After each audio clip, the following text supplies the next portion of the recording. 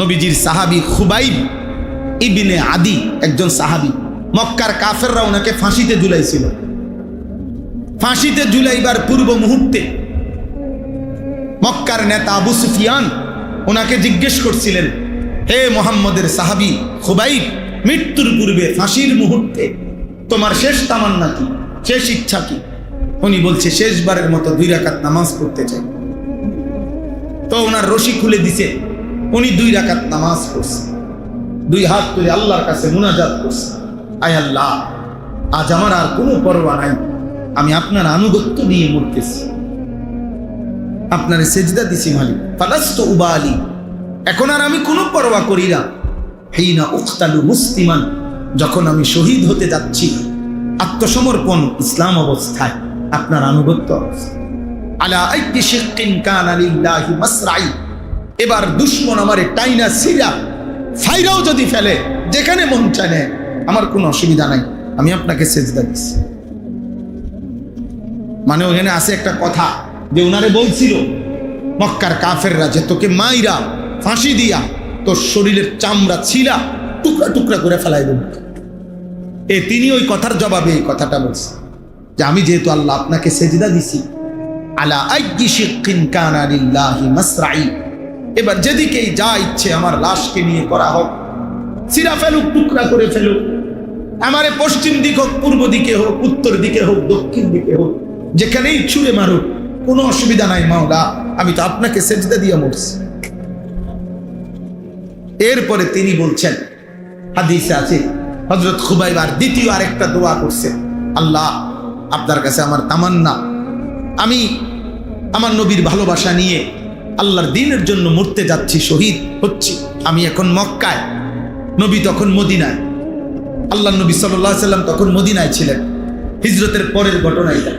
পরে উনি বলছে, আমার একটাই তামান্না, এখান থেকে আমার এই হত্যার, আমার যে ফাঁসি দিচ্ছে, এই পুরা দৃশ্যটা আল্লাহ আপনার কুদরতে আপনি আপনার বন্ধুকে মদিনায় বৈশা আমার নবীকে দেখাইবার ব্যবস্থা করে দেন, উনি যেন দেন। এটা কি সব কিতাবে আছে। আল্লাহ নবী মদিনায় মসজিদে নববীতে বসে বসে তখন নবী সাল্লাল্লাহু আলাইহি সাল্লামের চোখ মুবারক কাঁদতেছিলেন। সাহাবারা জিজ্ঞেস করছেন, ইয়া রাসূলুল্লাহ, আপনি কাঁদতেছেন কেন? আল্লাহর নবী বলেন, সাহাবারা আমার খুবাইবকে ফাঁসি দিচ্ছে, আমার খুবাইবকে ফাঁসি দিচ্ছে। ফাঁসি দেওয়ার পরে মক্কার কাফেররা ওনার লাশ ঝুলাইয়া রাখছে, গাছের মধ্যে টাঙ্গা দিয়ে রাখছে, এবং পাহারাদার নিয়োগ দিছে যে কেউ যেন লাশ নামাইতে না পারে, এখানেই পচে পড়ে থাকবে। আল্লাহর নবী তখন মদিনায় চোখের পানি মুছতে মুছতে সাহাবাদেরকে বলছে, সাহাবারা এমন কেউ আছো কিনা হিম্মতওয়ালা, আমার খুবাইবের লাশ নামাইয়া মদিনায় আনবা। আমার খুবাইবের লাশ তো ঝুলাইয়া রাখছে, ওর লাশের তো জানাজা হইতে হবে, দাফন হইতে হবে, তোমরা কেউ হিম্মত করো। একজন সাহাবী হিম্মত করছে, উনি 15 দিন পর্যন্ত গোপনে সফর করতে করতে করতে শেষ রাত্রে, গভীর রাতে, শেষ ফজরের ওয়াক্তের পূর্ব মুহূর্তে ওই লাশের কাছে গিয়া, পাহারাদার যেই দুশমন তখন ঘুমায় রয়েছে, উনি আসতে এই পবিত্র লাশ নামাইছে। এবং ওই কিতাবে আমরা পড়ছি, ওই সাহাবী বর্ণনা দিছে যে আল্লাহর কসম, 15 দিন পরে আমি যখন লাশ নামাইছি, মনে হয়েছে যেন খুবাইবের পবিত্র রক্ত, তাজা খুন এখনো ঝরতেছে, এখনো লাশের রক্ত ঝরছে। তিনি বলেন, আমি ঘোড়ার পিঠে আমার বুকে নিয়ে খুবাইবের লাশ নিয়ে মদিনায় রওনা দিলাম। ফজরের ওয়াক্ত হয়ে গেল, ওই দুশমন ঘুম ভেঙে গেছে, আর চিৎকার চেঁচামেচি করে মানুষ ডাইকে ফেলছে, লাশ চুরি হয়ে গেছে। এরপরে সবাই হাঁটা খোঁজা শুরু করছে, তারাও ঘোড়া দিয়া। তো আরবের কুরাইশরা, কাফেরদের একটা বিদ্যা ছিল, মানে তাদের একটা জ্ঞান ছিল, তারা এই পায়ের চিহ্ন দেখা ঘোড়ার মানুষের বুঝতে পারত কোন দিকে গেছিল। এই নবীজিরও পদচিহ্ন দেখে দেখে আবু বকরের গারে সৌরের কাছে পর্যন্ত তারা গেছিল ওই নবীর হিজরতের সময়। তো এইখান দিয়ে বের করে ফেলছে। এরপরে যখন হযরত খুবাইবের লাশ নিয়ে সাহাবী যাচ্ছেন, উনি পিছন দিকে তাকায়া দেখছে কাফেরদেরকে দেখা যায়, ওরা ধরে ফেলল। এই কথা স্পষ্ট আমরা কিতাবে পড়ছি। এই সাহাবী যখন চূড়ান্ত বুঝছে যে আর উনি এই লাশের হেফাজত করতে পারবে না, কারণ ওরা ধরে ফেলবে আর কিছুক্ষণের মধ্যে, তখন তিনি আবার আল্লাহর কাছে এইবার এই সাহাবী 2 হাত তুলে বলছে, আল্লাহ, আপনার বন্ধুর আমানত আমি নিছিলাম, পারলাম না, আমি আপনার কাছে রাখলাম। আপনার দোস্তের আমানত আপনি হেফাজত করেন।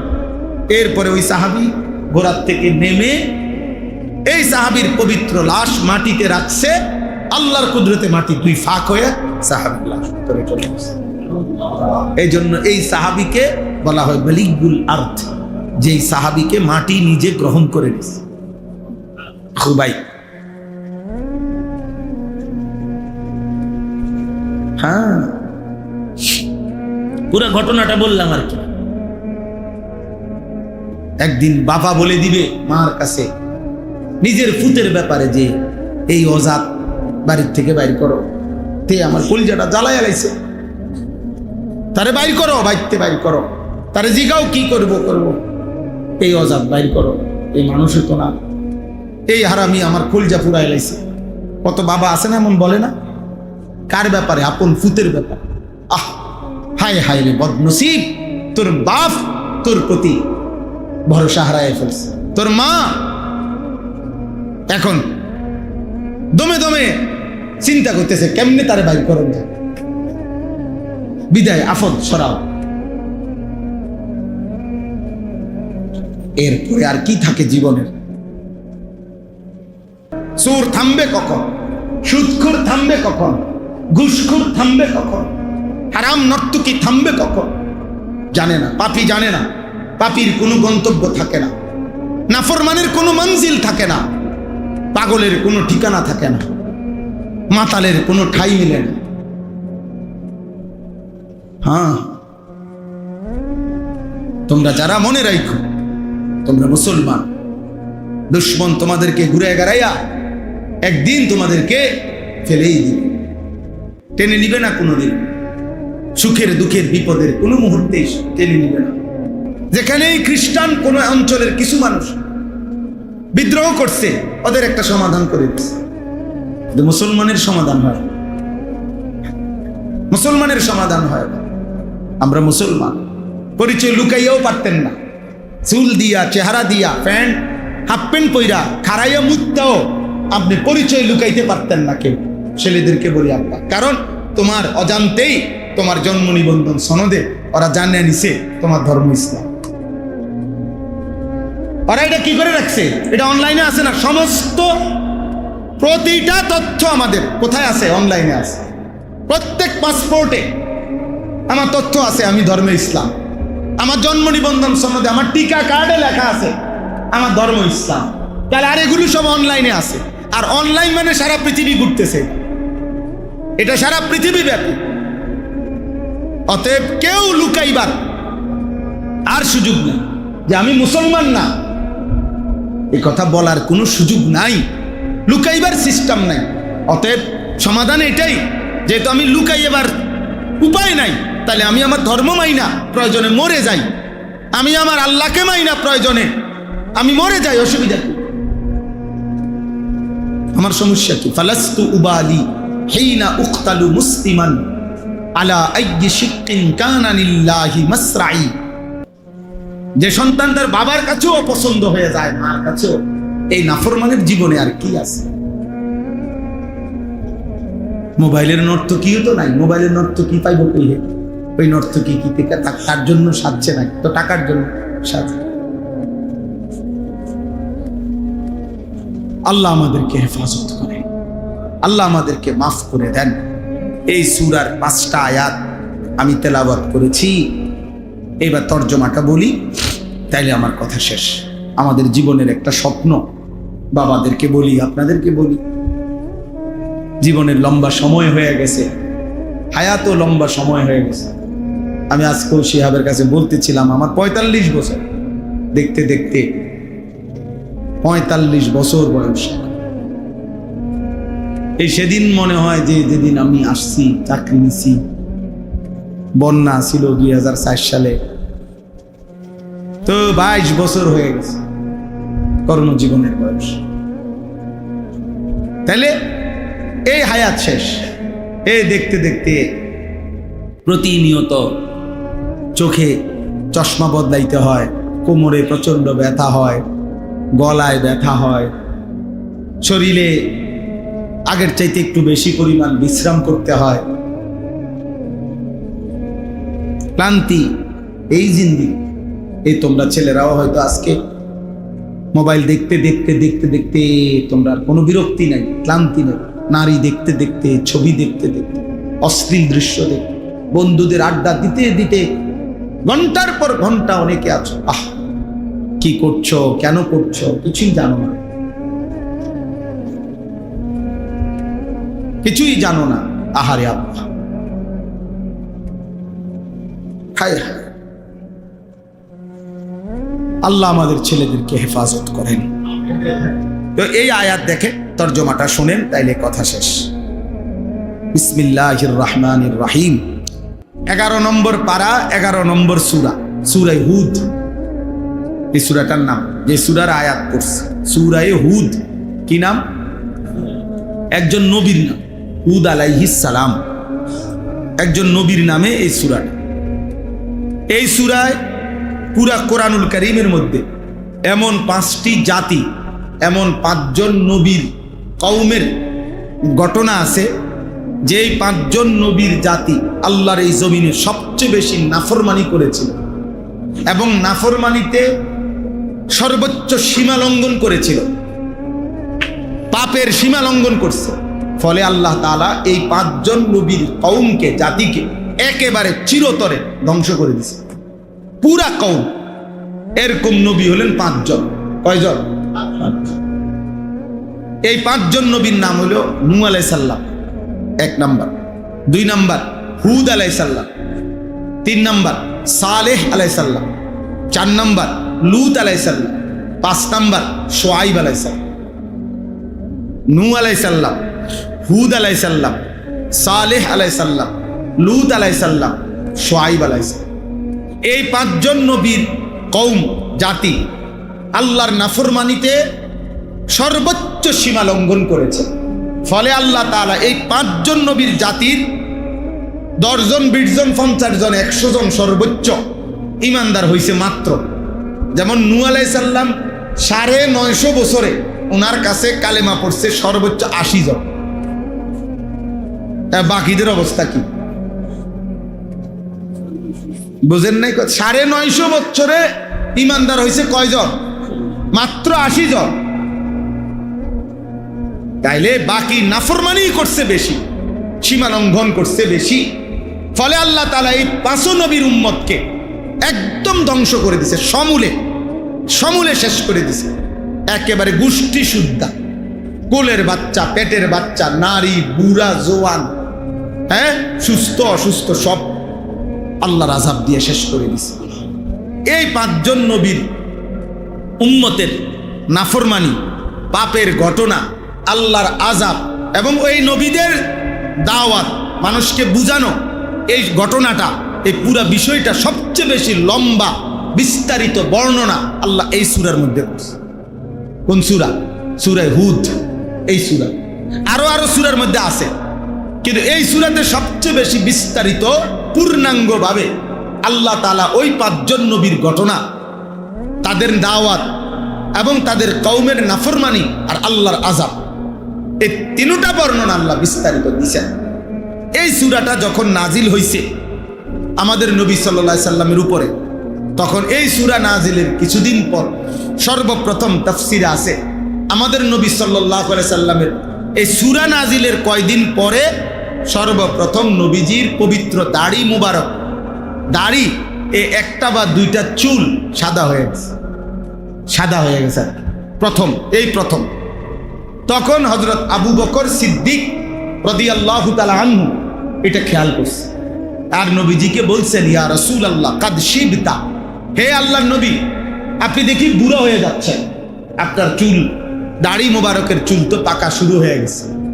তখন নবীজি চোখের পানি ফেলে হযরত আবু বকর সিদ্দিককে বললেন, আবু বকর, গত কয়দিন আগে যে সূরা হুদ আমার উপরে নাজিল হয়েছে, আর এই সূরার মধ্যে আল্লাহ তাআলা পূর্ববর্তী জাতির নাফরমানির যেই বর্ণনা দিছে এবং আযাবের যেই ভয়ানক বর্ণনা দিছে, এই নবীজি তখন বলছেন শাইয়াবাতনি হুদ, আবু বকর খোদার কসম হুদ সূরা আমারে বুড়া বানায় দিছে।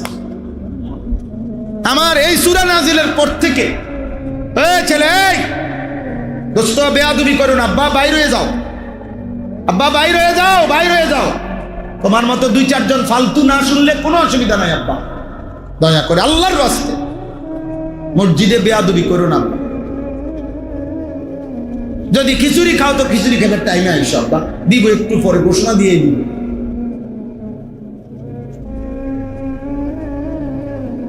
আমি ছেড়ে দেওয়ার মানুষটা,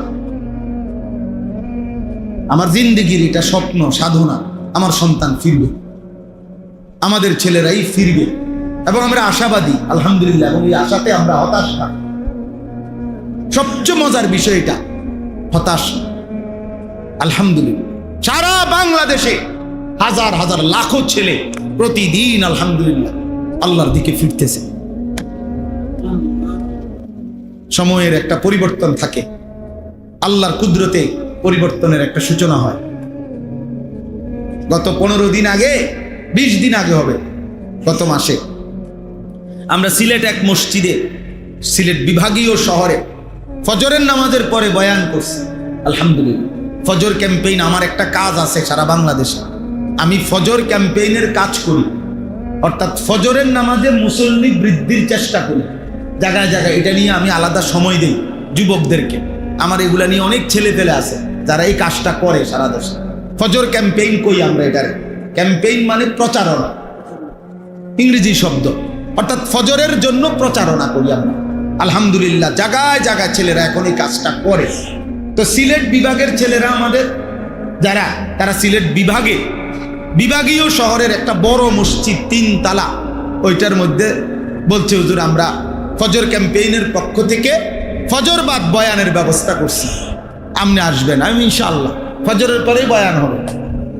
ফজরের পরে বয়ান করার জন্য, ফজরের নামাজ পড়ার জন্য যখন আমি যেই বাসাতে ছিলাম রাত্রে, ওই বাসার থেকে ফজরের ওয়াক্তে আসতেছি যখন, তখন এই মসজিদে, তখন এই আসার পথের আধা ঘন্টা দেখছি যে এই পরিমাণ সাইকেল দিয়া ছেলে মসজিদে আসতেছে ফজরের নামাজের জন্য। মানে আমি সাথে বসা ছিল মনসুর ভাই, যার বাসায় ছিলাম। আমি মনসুর ভাইরে বললাম, মনসুর ভাই দেরি হয়ে গেছে আপনার আসতে, হইতে পারে আপনি গিয়া আজ ইনশাআল্লাহ আপনি হয়তো ফজরের নামাজের জন্য ইমাম সাহেবের তালায় জায়গা পাইতেন। এমনি কইতেছিলাম হাসতে হাসতে। এরপর আমি বললাম, মনসুর ভাই আমার স্বপ্ন এটা, একদিন এমন হবে জুমার নামাজের জন্য যেমন মুসল্লি গেটে দাঁড়ায় থাকে, ইনশাআল্লাহ একদিন ফজরের নামাজের জন্য মুসল্লি এরকম দাঁড়ায় থাকবে। মসজিদ কমিটি বলবে যে ফজরের মুসল্লি জায়গা হয় না, মসজিদ বাড়াও, 2 তালা করো, 3 তালা করো। ঠিক কইতেছি, গাড়ি থামছে মসজিদ বরাবর, মুয়াজ্জিন বলতেছে, হুজুর যেই তালা ইমাম সাহেব দাঁড়ায় 2 তালায়, এনে একজন মানুষ দাঁড়ায় বেড়ার জায়গা। 3 তালা মসজিদ একটি বিভাগীয় শহরে, এটা তো কোনো ছোটখাটো মসজিদ না, পুরো মসজিদ কানায় কানায় পূর্ণ ছিল। আমি বক্তার সফলতা বলতেছি না, নাউজুবিল্লাহ, খোদার কসম। আপনারা আমি বক্তা কত বড় এটা বুঝাইতেছি না, আল্লাহর কসম না, আমি বুঝাইতেছি আল্লাহর দিকে মানুষ ফিরতেছে, আল্লাহর দিকে। এরপরে শিহাব এই বয়ান শেষে 9টা বাজে, এরপরে বয়ানে গেছি যেখানে, সেটা আরো আশ্চর্য। সেটা হলো সিলেটের একেবারে গহীন এলাকা চা বাগানের শ্রমিকদের জন্য আমাদের মাহফিল ছিল সকাল 9টা, শুধু চা শ্রমিক। আলহামদুলিল্লাহ সেখানে গিয়েও দেখছি ভরপুর মানুষ চা শ্রমিক আল্লাহর কথা শুনতে বসে আছে। তার মানে বলার উদ্দেশ্য হলো আলহামদুলিল্লাহ বাংলাদেশে তোমরা শুনো ছেলেরা, ঢাকা শহরে কামরাঙ্গীর চরে হিজড়াদের জন্য, হিজড়া এই 3য় লিঙ্গের মানুষ যারা, তাদের জন্য নিয়মতান্ত্রিক মাদ্রাসা চালু হয়েছে, এবং ইতিমধ্যে হিজড়া মহিলা, হিজড়ারা 3 খতম 4 খতম সহিহ শুদ্ধ কোরআন খতম করে ফেলছে। আমি নিজ হাতে কুমিল্লা চান্দিনা মাদাইয়ার মাঝামাঝি একটা জায়গায়, এখানে বেদে বেদে সম্প্রদায় থাকে। আমি নিজের হাতে আজ থেকে 5-7 বছর, আরো বেশি 8-10 বছর আগে ওদের মাহফিল চালু করছিলাম 2000 টাকা চাঁদা দিয়া। আমি নিজে আলহামদুলিল্লাহ ওই মানুষের বাদ্যা, এই বাদ্যার ঘরে আল্লাহর কসমে কোরআন হাতে বলতেছি, আমি নিজে বাদ্যার 4টা ফুট নিজের হাতে হাফেজে কোরআন পাগড়ি মাথায় দেওয়াইছি। বাদ্যার ফুট হাফেজে কোরআন। বাদ্যা বোঝেন না? নৌকার থাকে যারা, জি জি, এটা সময়ের পরিবর্তন, এটা মালিকের ফয়সালা, বুঝো নাই? বৃষ্টি যখন আসে তার আগে ঠান্ডা বাতাস বইতে থাকে।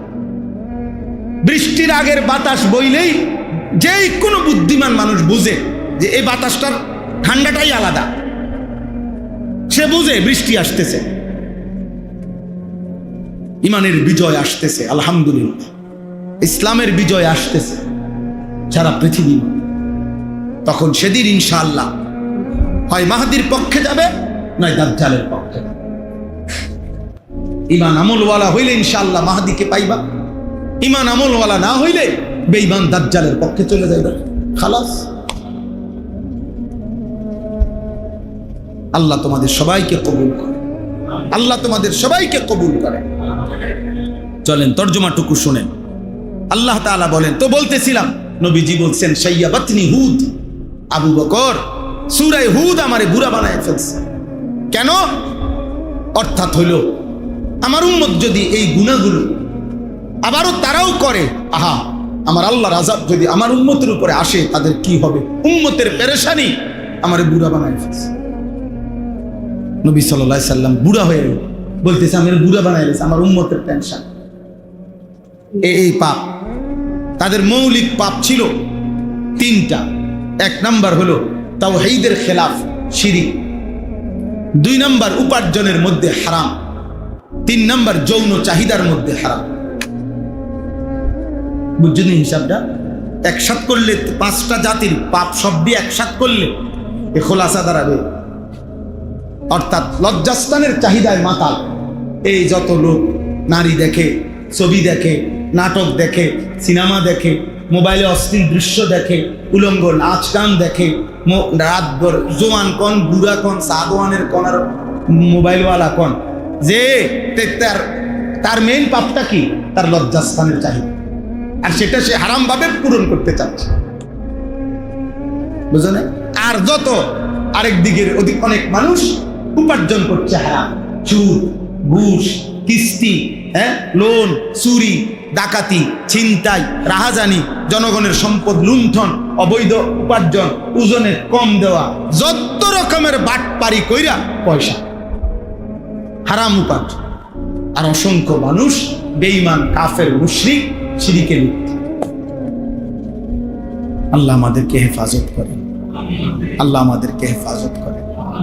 আল্লাহ কোরআনে একটা চমৎকার ওয়াদা দিছে, আল্লাহ নবীরে একটা সুন্দর কথা বলে দিছে। বন্ধু 2টা জিনিস আপনারে বলে রাখি, আপনি টেনশন করেন, এত কাঁদেন না। একটা হলো আপনার উম্মতের মধ্যে ইস্তেগফার থাকলে আমি আল্লাহ কইলাম চূড়ান্ত আযাব দিয়ে ধ্বংস করতাম। ওরে কইেন এটা খেয়াল রাখতে। আর 2 নাম্বার হলো সুবহানাল্লাহ, 2 নাম্বার হলো ইসলাহের চেষ্টা যদি থাকে, ইসলাহ যদি চলমান থাকে, বাবা ছেলেকে বলতেছে, স্বামী স্ত্রীকে বলতেছে, ইমাম মুসল্লি করে বলতেছে, সমাজের মুরব্বীরা ফলাফানরে কইতেছে, মানে একজন আরেকজনকে ইসলাহ করতে চেষ্টা করতেছে, এইটা যদি চালু থাকে আমি আযাব দিয়ে ধ্বংস করব। সুবহানাল্লাহ। ওমা কানা আল্লাহু মুআযযিবাহুম ওয়া হুম ইস্তাগফিরুন।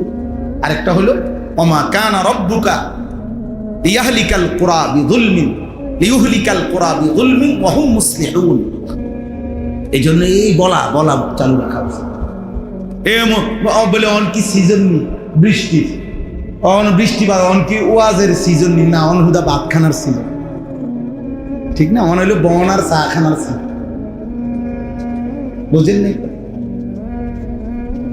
ওয়াজের ব্যাপার, আল্লাহর কথা বলার ক্ষেত্রে মন্তব্য হইল কি অন কি ওয়াজের সিজন নি, না অন হলো শুধু খানার সিজন, খানার সিজন।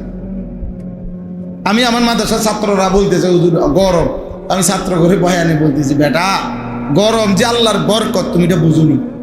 মানে আমি বলে, মানে আম পাকে গরমে, জাম পাকে গরমে, তাল পাকে গরমে, কাঁঠাল পাকে গরমে, লিচু পাকে গরমে, সমস্ত মৌসুমি ফল পাকে কিসে?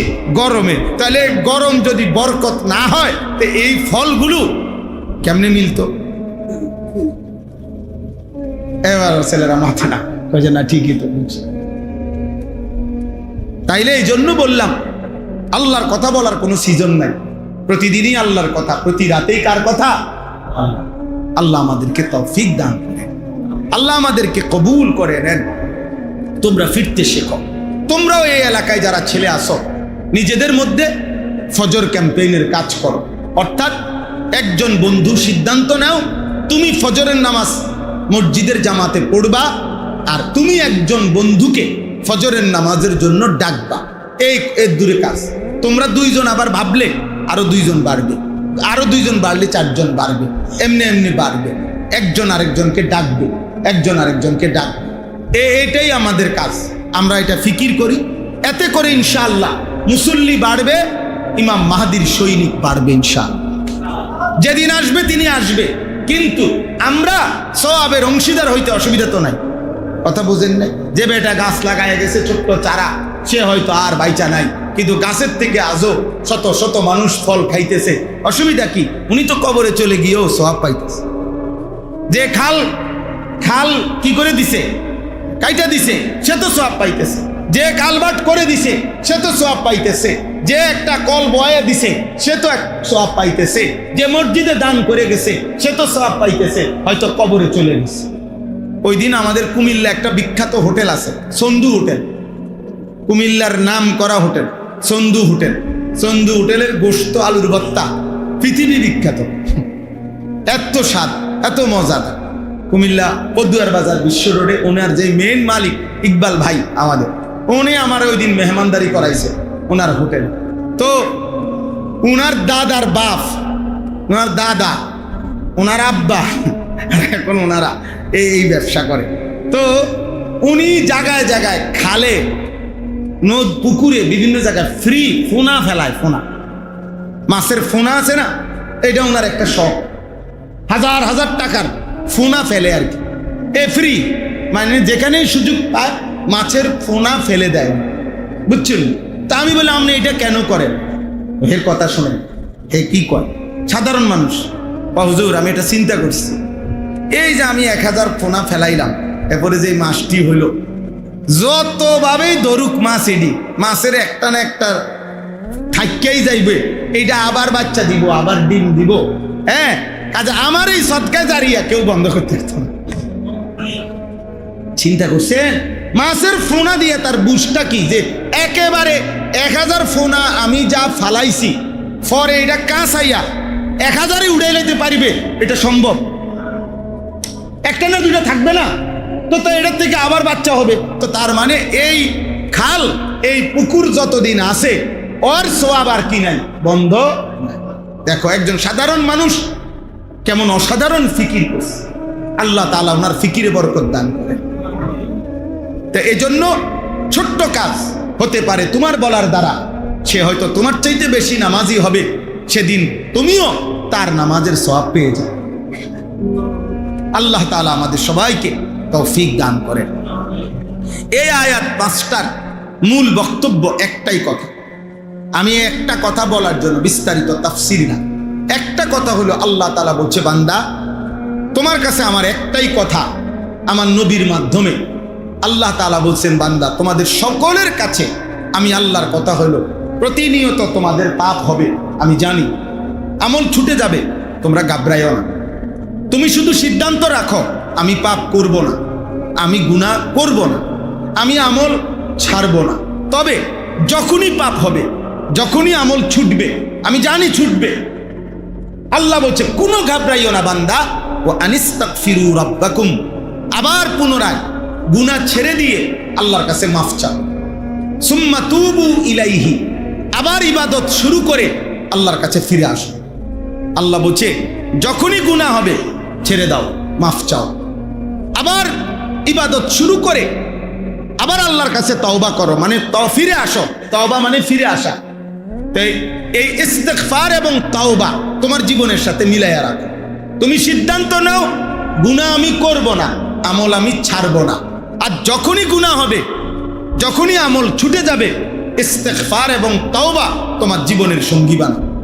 কি জিনিসকে সঙ্গী বানাইতে কইছে? ইস্তিগফার এবং তওবা। এই দুই কথার অর্থ কি? ইস্তিগফার মানে হলো গুনাহ ছেড়ে দিয়ে মাফ চাওয়া, তওবা মানে ইবাদত শুরু করে আল্লাহর কাছে ফিরে আসা। এই কথাইটাই। এক নাম্বার হলো আপনি গুনাহ ছেড়ে দিয়ে মাফ চাইতে হবে, দুই নাম্বার হলো আবার ইবাদত শুরু করে আল্লাহর কাছে ফিরতে হবে। ইবাদত শুরু না করে তওবা হয় না, গুনাহ ছেড়ে না দিয়ে মাফ চাইলে আল্লাহর কাছে ইস্তিগফার হয় না। এটা সব কিতাবে আছে। আমনে মিথ্যা মিথ্যার জাগাত, চুরি চুরির জাগাত, সুদ সুদের জাগাত, কিস্তি কিস্তির জাগাত, সাদওয়ানের নাটক দেখার জাগাত, বিড়ি আমনের পকেটে, হারাম টাকা আমনের পকেটে, গালি আমনের মুখে, নর্তকী দেখা আমনের চোখে, সব জাগাত রাখা যেমনে যেটা জাগাত এমনি রইছে। এবারে কেবল পায় আস্তাগফিরুল্লাহ রাব্বি। কিতা মানে কি? কিতা ঘটনা কিতা কথা কয় না। কি রাস্তা ফিরুল্লাহ কইতে আছেন? কোনটার রুফে বুঝেন নাই কথাটা? গুনারে গুনার জায়গাত রাখা আপনি কি আস্তাগফিরুল্লাহ কইতে আছেন মানে কি? এবারে পকেটে বিড়ি, এবারে কয় আস্তাগফিরুল্লাহ। এবারে এই মাত্র আইছে সাধু আনতে টেলিভিশন চালিয়ে, আবার গিয়েই বিসমিল্লাহ করে হেনে বলবো, এবারে কয় আস্তাগফিরুল্লাহ।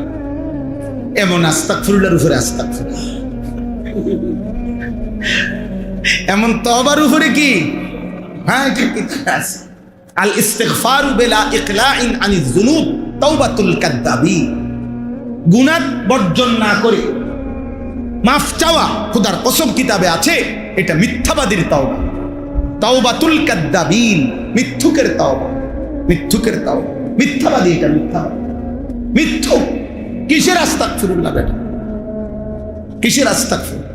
এমন আস্তাগফিরুল্লাহর উপরে কি পাকিস্তানের একজন বড় বুজুর্গ কুতবে আলম আরিফ বিল্লাহ হযরত মাওলানা শাহ হাকিম মোহাম্মদ আখতার রহমতুল্লাহ আলাইহি, ওনার একটা ঘটনা হযরত লিখছেন যে হযরত সফরে যাইতেছেন হজে, বিমানের মধ্যে উনি এহরাম পরা, ওনার পাশেও একজন এহরাম পরা হাজি, দুজনেই হজে যাইতেছে। তো এই পাশে যেই হাজি সাহেব হজে যাইতেছে এহরামের কাপড় পরা, উনি ওই বিমানের মহিলা যারা বিমানবালা, এরা অনেক সুন্দরী রূপসী, এদের কাপড় চোপড় কম, এরা আপনার অনেকটা বেপর্দা থাকে। তো এই হাজি সাহেব এর পাশে যিনি বসছে, উনি ওই এই হজরত এই বুজুর্গকে বলতেছে মহিলাদের দিকে তাকাইয়া, এই বেড়া এহরাম পরা অবস্থায় তাকাইয়া আছে আর কি, মহিলাদের দিকে তাকাইয়াই নিজে নিজে বলতেছে আস্তাগফিরুল্লাহ আস্তাগফিরুল্লাহ। হযরত ये कैसा मंजर है? আস্তাগফিরুল্লাহ আস্তাগফিরুল্লাহ। হযরত এটা কি দৃশ্য? মহিলাগুলোর এই অবস্থা, কা পর্দা পুশিদা কই? তে তখন এই কিতাবে আছে যে হযরত তখন ওই আল্লাহ ওয়ালা এরে বলছে উনারে, ভাই তেরি আস্তাগফিরুল্লাহ পর আস্তাগফিরুল্লাহ, তোমার আস্তাগফিরুল্লাহর উপরে কি আস্তাগফিরুল্লাহ মানে এটা কি ধরনের আস্তাগফিরুল্লাহ? তুমি তো তাকাইয়াই রইছো বেডির দিকে, সাইয়া সাইয়া কও আস্তাগফিরুল্লাহ, এটা বুঝি আস্তাগফিরুল্লাহ? পহলে তো নজর হটাও ফির আস্তাগফিরুল্লাহ পড়ো। এই তখন উনি বলছে, আরে আগে তো চোখ সরাও, আগে কি সরাও, এরপরে কি পড়ো?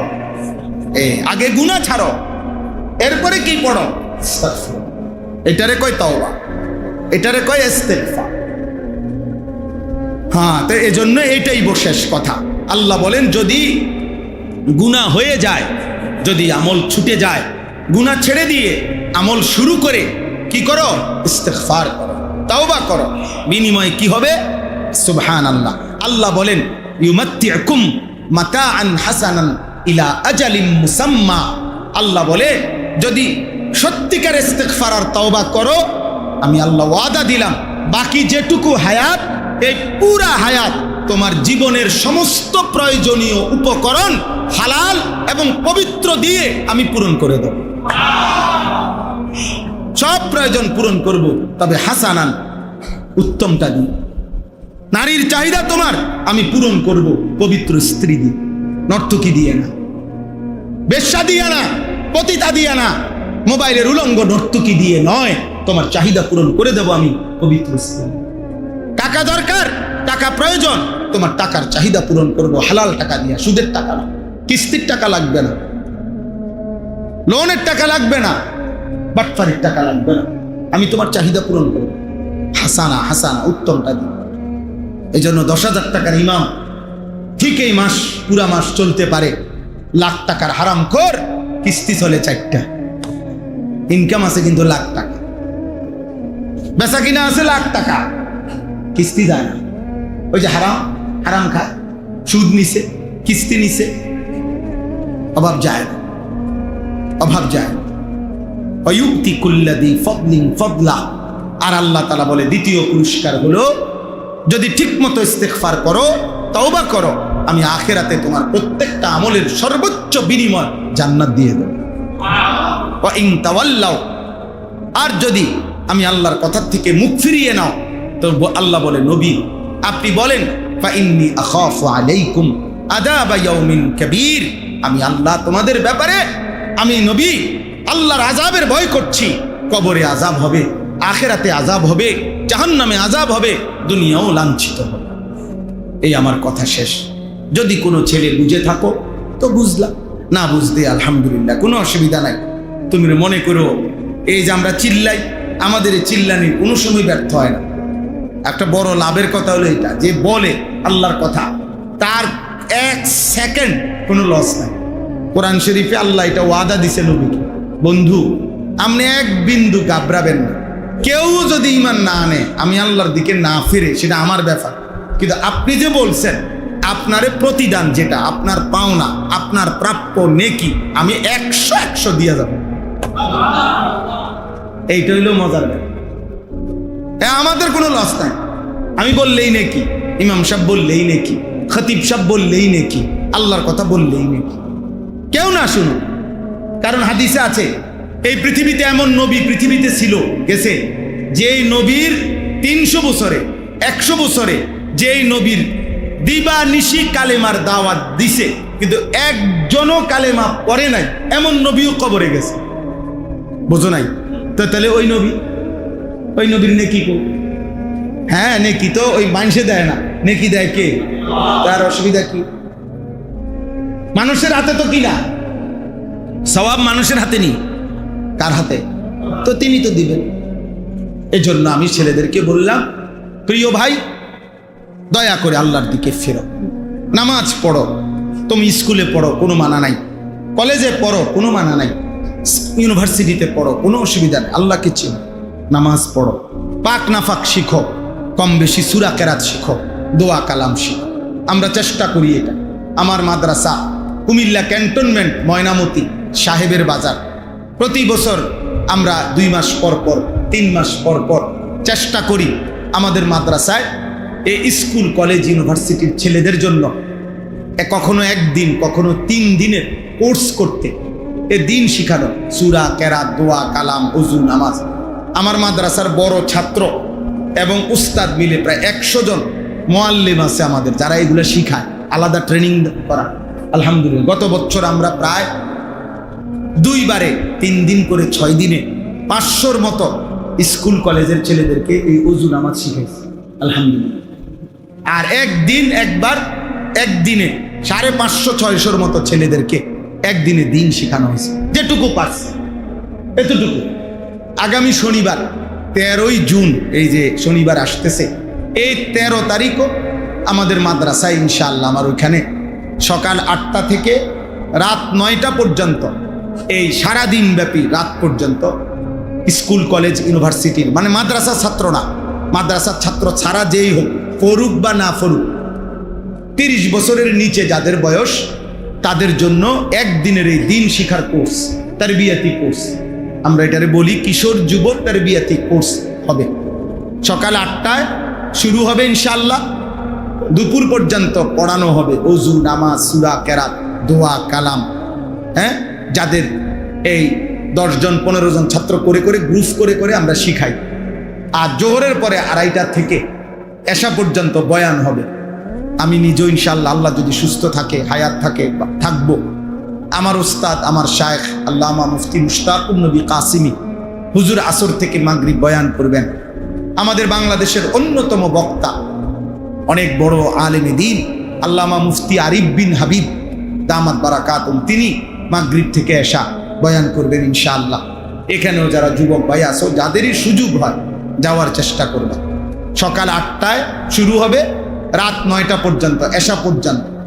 যাওয়া আসার শুধু গাড়ি ভাড়া তোমাকে নিজে, আর ওখানে যাওয়ার পরে সকালের নাস্তা, দুপুরের খাবার, রাত্রের খাবার ইনশাআল্লাহ আল্লাহ তৌফিক দিলে এটা আমাদের জিম্মাদারি, আমরা ইন্তজাম করব। মানে কাউ কোনো টাকা পয়সা কিছুই দিতে হবে না, শুধু দিন শিখবে। আমার যেই মাদ্রাসা, আমার এটা স্বপ্ন, আমার এটা ইচ্ছা আকাঙ্ক্ষা, মুসলমানের কিশোর যুবক ছেলে সারা বছর দিন শিখবে। বছরের যেই কোনো দিন মুসলিম ছেলেরা, বাবারা যেন যেই কোনো দিন আইসা দিন শিখতে পারে, যে যেটুকু সময় আছে। আমার এই আশা নিয়ে আমি একটা বড় জায়গা কিনছি, সেখানে ক্যান্টনমেন্ট 1 একর 15.5 শতক, মানে 115.5 শতক জায়গা, 2,67,00,000 টাকা জায়গাটার দাম। তো এই আশা এলো এখানে একটা 2টা মাদ্রাসা হবে, একটা ছেলেদের মাদ্রাসা রাখো, আরেকটা হলো এই সর্বশ্রেণীর মুসলমানদের জন্য মাদ্রাসা। সারা বছর আমার স্লোগান হলো, যে আসবে যখন দিন শিখবে তখন, যার সময় যতক্ষণ দিন শিখবে তখন। 3 ঘন্টা হলে 3 ঘন্টাই শিখবে, 30 ঘন্টা হলে 30 ঘন্টা, যে যেটুকু সময় নিয়ে আসে দিন শিখবে। আলাদা মাদ্রাসা করার ইচ্ছা। তো এই জায়গাটা কিনতে গিয়ে 2,67,00,000 টাকা জায়গাটার দাম। আলহামদুলিল্লাহ আমরা একটা ছোট্ট হ্যান্ডবিল সবার কাছে সারা বাংলাদেশে দেই, একটা আশা নিয়ে, যে ওই কাগজে একটা আবেদন আছে। আমাদের এই বড় জায়গাটায় 1 নামাজের মুসল্লা জায়নামাজ পরিমাণ জমির দাম 4,200 টাকা মাত্র। আপনাদের কাছে আমরা এই কাগজটা দেব, এটার মধ্যে বিকাশ নাম্বার আছে, অ্যাকাউন্ট নাম্বার আছে, এই আবেদনটা আছে। যদি কারো সুযোগ হয় আমাদের মাদ্রাসার এই জমিতে 4,200 টাকা দিয়ে 1 মুসল্লা পরিমাণ টাকা জমির অংশগ্রহণ করবেন, সাদকায়ে জারিয়ার সওয়াব পাইবেন। পারলে দিবেন। ছেলেরা তোমরাও আসো, অনেকের বাবা বিদেশ আছে, ভাই বিদেশ আছে। 4,200 টাকা দিয়া চেষ্টা করো পারলে শরীক হইতে, যদি কেউ পারে। কারো উপরে কোনো জবরদস্তি নাই, এই জন্য আমরা এটা স্বাভাবিকভাবে দেই কাগজটা। যেই পারেন শরীক থাইকেন, পারলে দিয়েন।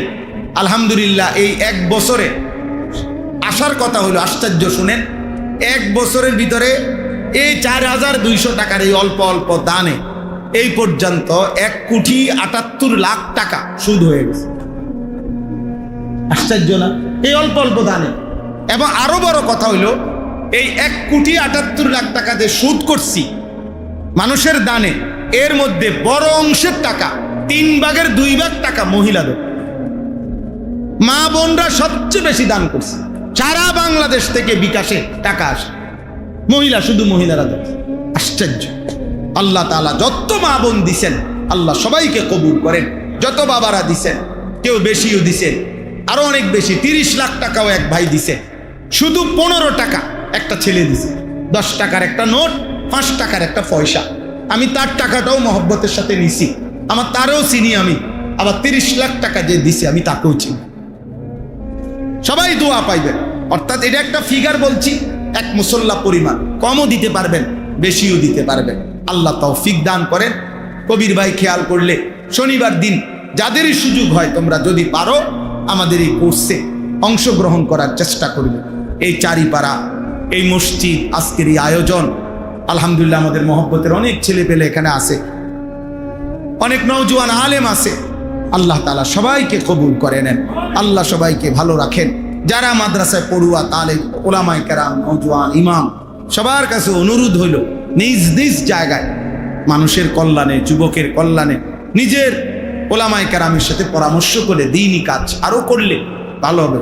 এখন সিজন কিন্তু পরিবর্তন, এটা বাস্তবতা। এখন বাস্তব, এখন সিজন লিচু, এখন লিচুই খাইতে হবে। এখন সিজন কাঁঠালের, কাঁঠালি খাই। ঠিক এখন সিজন ইনশাআল্লাহ পরিবর্তন। যুব সমাজ বদলাচ্ছে।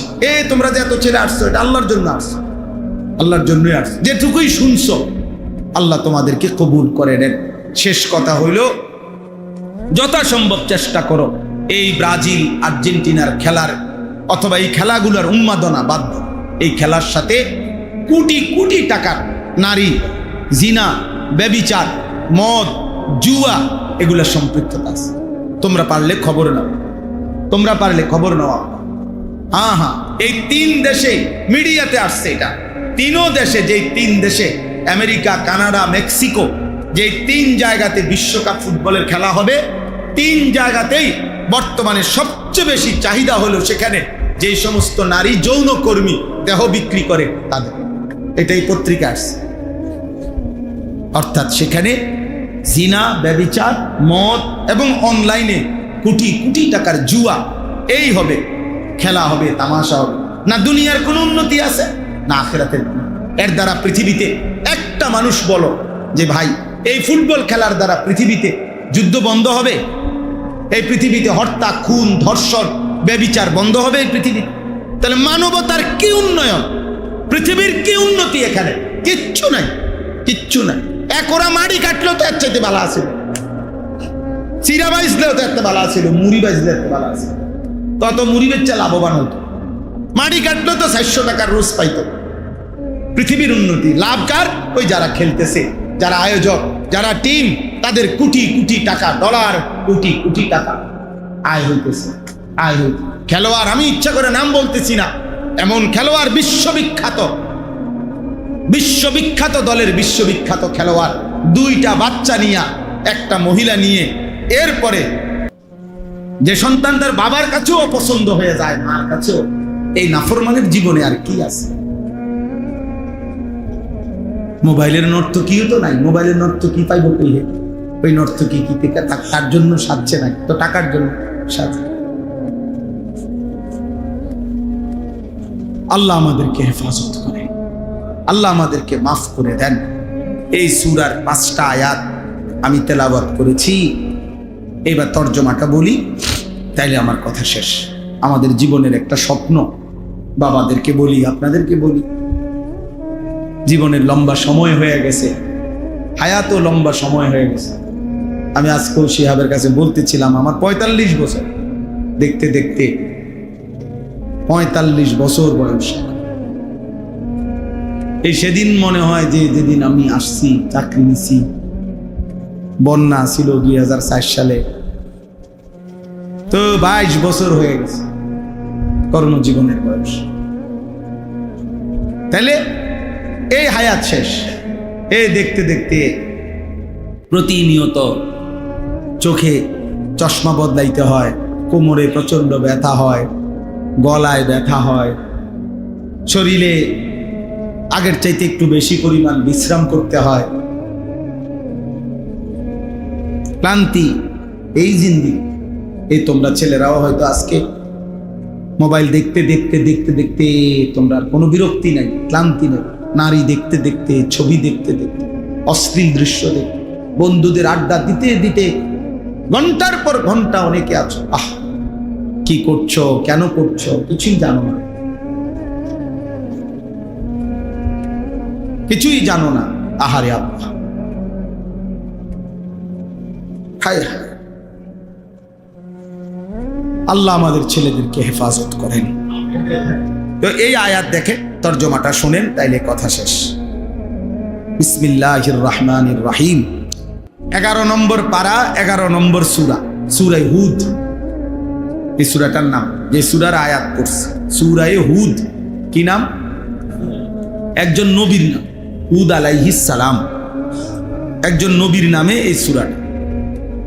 এই সূরায় পুরা কোরআনুল কারীমের মধ্যে এমন 5টি জাতি, এমন 5 জন নবীর কওমের ঘটনা আছে, যেই 5 জন নবীর জাতি আল্লাহর এই জমিনে সবচেয়ে বেশি নাফরমানি করেছিল এবং নাফরমানিতে সর্বোচ্চ সীমা লঙ্ঘন করেছিল, পাপের সীমা লঙ্ঘন করছে।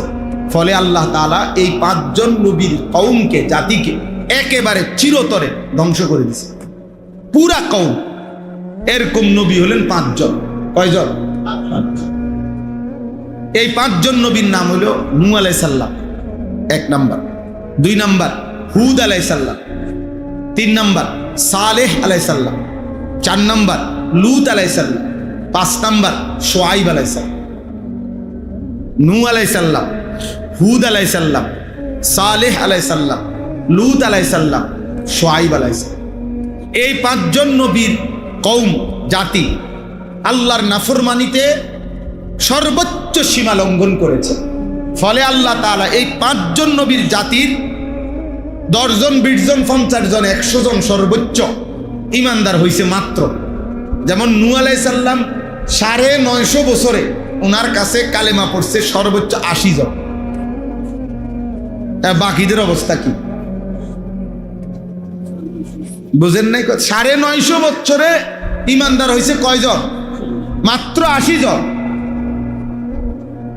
তাইলে বাকি নাফরমানি করছে বেশি, সীমা লঙ্ঘন করছে বেশি।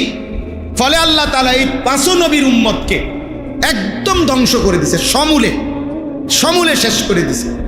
একেবারে গোষ্ঠী শুদ্ধা, কোলের বাচ্চা, পেটের বাচ্চা, নারী, বুড়া, জওয়ান, সুস্থ অসুস্থ সব আল্লাহর আযাব দিয়ে শেষ করে দিছে। এই 5 জন নবীর উম্মতের নাফরমানি, পাপের ঘটনা, আল্লাহর আযাব এবং ওই নবীদের দাওয়াত, মানুষকে বুঝানো, এই ঘটনাটা, এই পুরা বিষয়টা সবচেয়ে বেশি লম্বা বিস্তারিত বর্ণনা আল্লাহ এই সূরার মধ্যে করছে। কোন সূরা? সূরা হুদ। এই সূরা আরো সূরার মধ্যে আছে, কিন্তু এই সূরাতে সবচেয়ে বেশি বিস্তারিত পূর্ণাঙ্গভাবে আল্লাহ তাআলা ওই 5 জন নবীর ঘটনা, তাদের দাওয়াত এবং তাদের কওমের নাফরমানি আর আল্লাহর আযাব, এই 3টা বর্ণনা আল্লাহ বিস্তারিত দিয়েছেন। এই সূরাটা যখন নাজিল হয়েছে আমাদের নবী সাল্লাল্লাহু আলাইহি সাল্লামের উপরে, তখন এই সূরা নাজিলের কিছুদিন পর সর্বপ্রথম তাফসিরে আছে আমাদের নবী সাল্লাল্লাহু আলাইহি সাল্লামের এই সূরা নাজিলের কয়দিন পরে সর্বপ্রথম নবীজির পবিত্র দাড়ি মুবারক, দাড়ি এই 1টা বা 2টা চুল সাদা হয়ে গেছে প্রথম।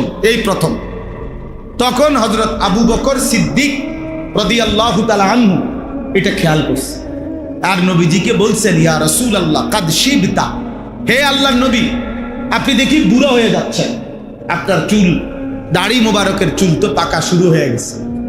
তখন নবীজি চোখের পানি ফেলে হযরত আবু বকর সিদ্দিককে বললেন, আবু বকর, গত কয়দিন আগে যে সূরা হুদ আমার উপরে নাজিল হয়েছে, আর এই সূরার মধ্যে আল্লাহ তাআলা পূর্ববর্তী জাতির নাফরমানির যেই বর্ণনা দিছে এবং আযাবের যেই ভয়ানক বর্ণনা দিছে, এই নবীজি তখন বলছেন, শাইয়াবাতনি হুদ, আবু বকর খোদার কসম, হুদ সূরা আমারে বুড়া বানায় দিছে। আমার এই সূরা নাজিলের পর থেকে, ছেলে দোস্ত বেয়াদবি করো না, আব্বা বাইরে হয়ে যাও, আব্বা বাইরে হয়ে যাও, তোমার মতো 2-4 জন ফালতু না শুনলে কোনো অসুবিধা নাই আব্বা, দয়া করে আল্লাহর রাস্তায় মসজিদে বেয়াদবি করো না। যদি খিচুড়ি খাও তো খিচুড়ি খেলার টাইমে আইসো আব্বা, দিব একটু পরে, ঘোষণা দিয়ে দিব।